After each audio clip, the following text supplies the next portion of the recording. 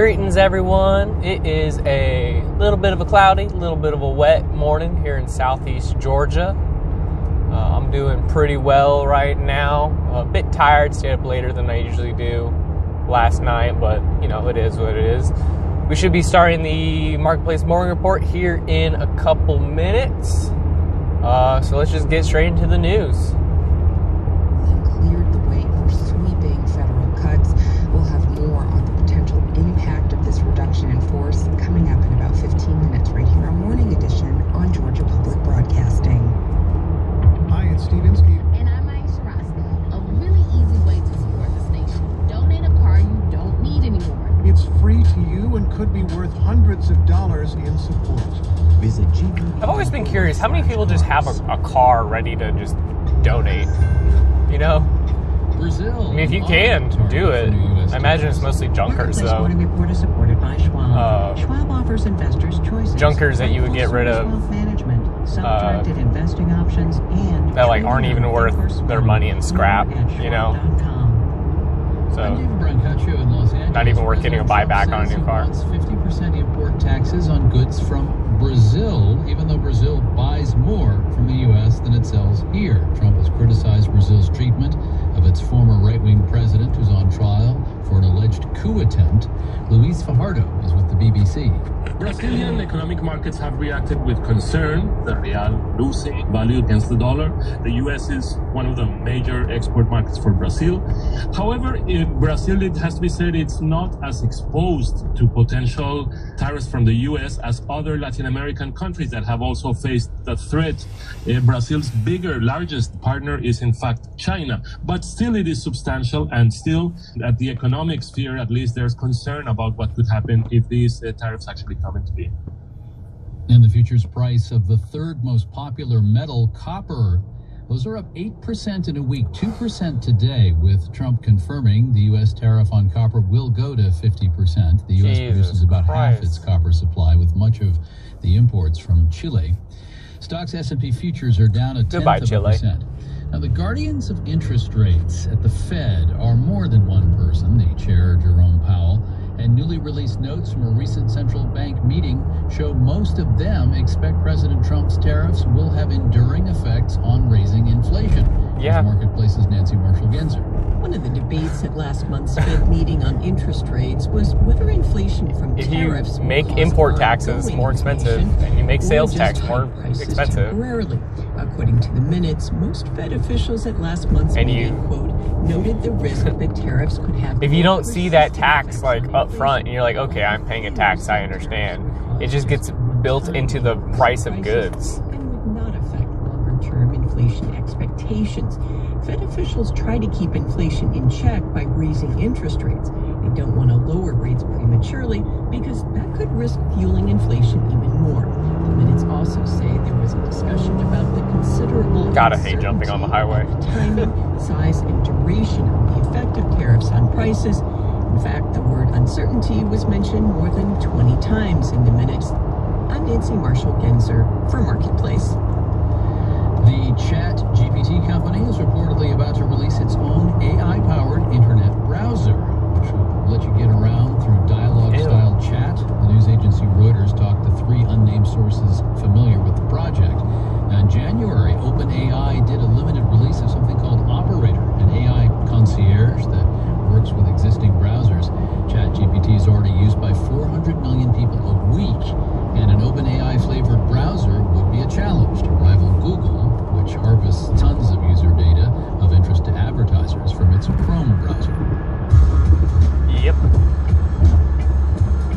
So much of our info is getting harvested. Harvested, that's the right word that Mr. Bricaucho used. It's just getting harvested by these big companies. I mean, Facebook is not a social media company, it's an ad company. It's a data collection and ad company. Same thing for Google. Los Angeles and some other California municipalities in recent days signed onto a lawsuit to try to stop raids by ICE agents in search of people without permission to be in the country. Unlawful tactics by authorities are among the concerns, and there's fresh data on the role of immigrant labor in California, the world's 4th largest economy. From KQED in San Francisco, Alexander Gonzalez has the world. The report explores Not the country, just the how world's. much undocumented immigrants contribute to California's economy. And to figure that out, researcher Abby Royce focused on the state's gross domestic product. This is really just a fancy way of saying the total value of all the goods and services produced within California. Royce is with the nonpartisan think tank called the Bay Area Council Economic Institute. She authored the report and found that without undocumented immigrant workers, the hit to the state's GDP would be massive, more than $275 billion annually. We knew it would be big, but I don't think we realized how far-reaching the role undocumented workers play in sustaining the economy in California would be. According to the study, undocumented immigrant workers make up 8% of California's workforce, and the majority have deep ties to the state. There's just a with truck stop decade there. or more of experience in key industries like agriculture and construction. You lose this workforce, and we're not building homes or harvesting crops, and prices go up for everybody. California alone produces 3/4 of the fruits and nuts and 1/3 of the vegetables consumed in the U.S. Teresa Romero is president of the United Farm Workers Union. We're talking about workers who are essential to agricultural industry in our country, who are putting food on our tables every single day. In the face of the recent protests in Los Angeles, President Donald Trump acknowledged how important immigrant labor is to agriculture and other industries. Last month, the administration announced it would pause ICE raids at farms, hotels, and restaurants. But shortly after, the Department of Homeland Security reversed that guidance. Economist Manuel Pastor with the University of Southern California says the arrival They did of it just immigrants long helps enough create to jobs calm by filling in parts of the labor market, business there's owners. very little supply of U.S. labor. Pastor says the findings of the study are encouraging and could help business leaders realize they have a stake in immigration politics. The reality of our global economy and of our California economy is a story of interdependence. This interdependence faces a tough road ahead, especially following the recent U.S. Supreme Court rulings on immigration. One of them eases rapid deportations to countries where immigrants have no ties. I'm Alexander Gonzalez for Marketplace. And let me customize the following story by age. If you are under 12, know that the Kinder Egg people are in talks to buy the Fruit Loops people, the version of your over 50. I have a quick thing to talk about. Sorry, Mr. Brancaccio. It's funny to me how this administration, when they campaigned, they were campaigning on, stopping inflation, the horrible Biden inflation, which was bad. There's no arguing about it. 8% inflation in this country is like something that hasn't been seen in decades. And without the wages of working class Americans keeping up, it was, people saying goodbye to their dollar, their buying power for their dollar that they earn every day. And it was it was a real problem. It is still a real problem that many Americans are still dealing with. I know my family deals with it because groceries are a lot more expensive than they used to be. Getting some of the niceties of life that kind of distract you from how crappy things can be are a lot more expensive now. A lot of people are having to work harder to get less, and it's very sad. But anyways, that was the entire thing that this current administration was running on during the 2024 campaign cycle. It was that, and obviously immigration as well. And this executive administration feels like they're doing everything in their power to increase inflation. They're trying to cut rates, which has an inflationary pressure to it. It's not, the only thing that causes inflation. The thing that really causes inflation is supply shocks, and they're doing everything in their power to cause supply issues, whether that is through the cost of the supply or it is through the availability of the supply. So it's just absolutely crazy. We do all these tariff things, which Trump campaigned on tariffs without a doubt. There was no argument about that. There was no shock on April 1st or 2nd or whatever. Yeah, April 2nd for Liberation Day that this was going to come. There was no shock in February and March during the initial battle with Canada and Mexico, during that little mini tariff skirmish that is still like ongoing, really, and is still affecting millions of Canadians and millions of Americans. Raising prices via sales tax, hidden sales taxes, is going to make everything more expensive, and it has had an effect so far. But these immigration raids, these attacks on working people that live in our country,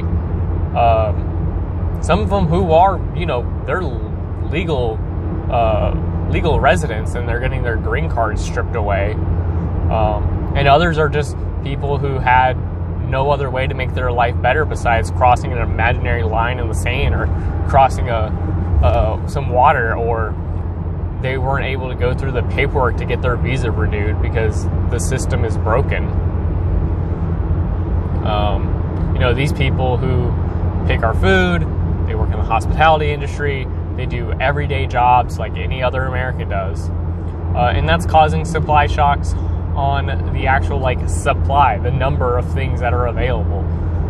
Food isn't getting picked, or fruits aren't getting picked. A lot of food is not being processed and produced in industrial butchering operations. So the people who make the chicken thighs you get from Walmart, or the ground beef that you order from Target if you're feeling a little bit bougier,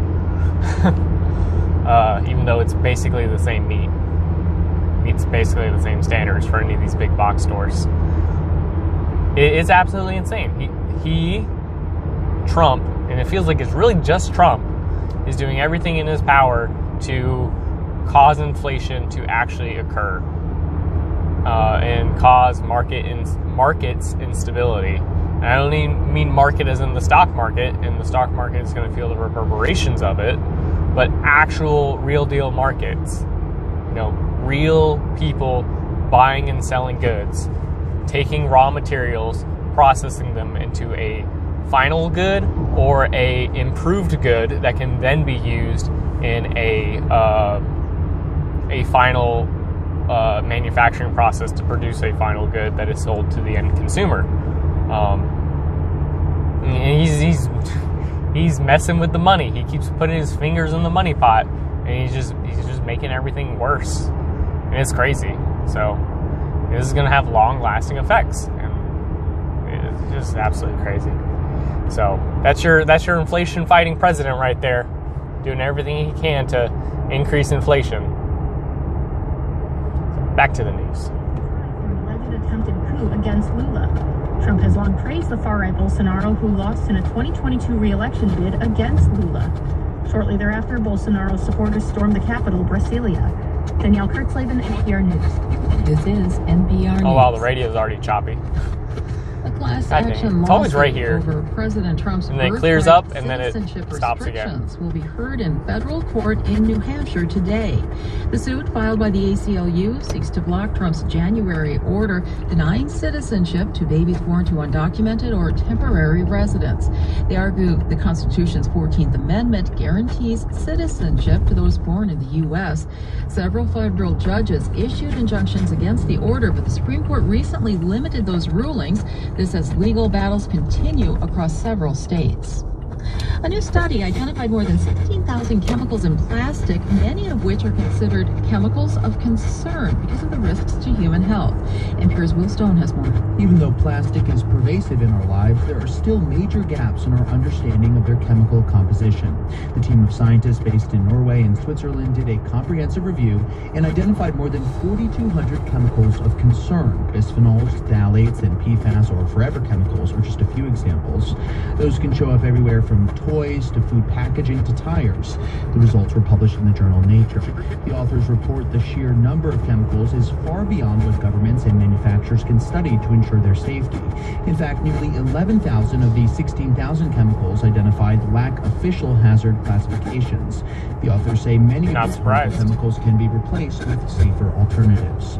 Will Stone, NPR. I mean, these are very complex polymers, chemicals that are made, and they break down in interesting and unique ways, depending on the environments that they're in and the manufacturing process that produce them. So like, it makes sense that there's literally thousands upon thousands of unique chemicals that we have no idea what the effects on ourselves are, on the animals that are around us, the environment that is around us, and what, effect it might have on hormones of people growing up, what effect it might have on people's brains late in life, or during times when you don't think of aging being a real big deal. And then, of course, always the children, always with, developmental stages. How is this affecting people? How does this affect, me growing up? How does it affect my kid growing up? It's just absolutely insane. For all things considered from 4 to 6 this afternoon, right here on GPB.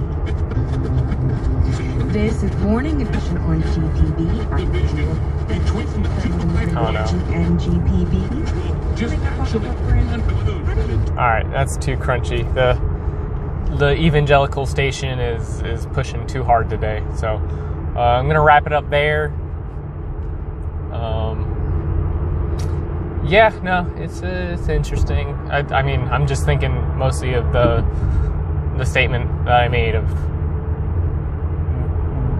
this administration is doing everything to push inflation, to make working class Americans earn less while still earning the same,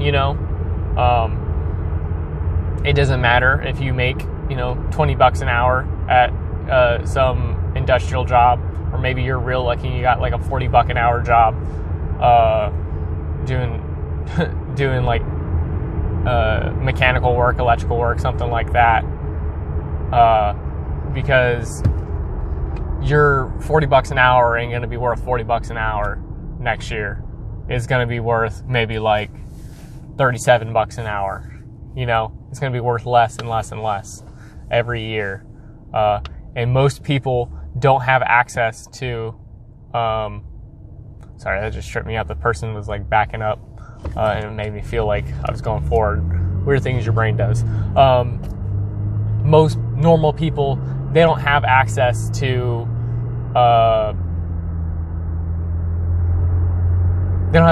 resources to help them, keep up with inflation, keep up with prices rising, due to tariffs, due to labor shortages, due to all these things that the administration is directly doing. And then the inflation of things breaking because there's not proper oversight. And by that, I mean when natural disasters happen and take out homes and take out whole communities that then get rebuilt, and there's a sudden supply issue again. So now there's a labor supply issue because there's not enough people there to help rebuild the community. There's not enough lumber or steel there that can be quickly bought, which will drive up prices even more. And even worse, those prices were already jacked up due to sales taxes, hidden sales taxes that this administration has implemented. It's absolutely crazy. And taxes that you don't even know are going to exist in, 2 weeks. If the administration, backs off or whatever. This is just a complete failure of trade policy and a complete failure of maintaining supply chains. And if the supply chains can't be maintained, inflation is going to happen. It's just how it is. Inflation is caused by supply shocks. So that's my rant. That's my rant for the day. I hope y'all have a good one. Enjoy your Thursday. Yeah, I guess it's Thursday. Y'all enjoy your Thursday.